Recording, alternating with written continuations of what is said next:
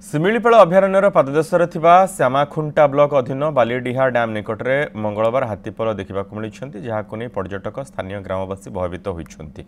ଏକ 4ଟି ହାତୀପଲ ଉକ୍ତ ଅଞ୍ଚଳରେ ଚଳପ୍ରଚଳ କରୁଥିଲେ। 3ଟି ବଡ଼ ହାତୀ ସମେତ ହାତୀ ଶାବକ ମଙ୍ଗଳବାର ଅପରାହ୍ନ ସମୟରେ ଖାଦ୍ୟ ଅନ୍ୱେଷଣରେ ଜନବସତି ନିକଟସ୍ଥ ରହିଥିଲେ। ଏନେଇ ଗ୍ରାମବାସୀ ବନ ବିଭାଗକୁ ଖବର ଦେବା ପରେ ବନ କର୍ମଚାରୀ ହାତୀପଲର ଗତିବିଧି ଅନୁଧ୍ୟାନ କରି ଜନବସତିରୁ ଦୂରକୁ ନେଇଥିଲେ।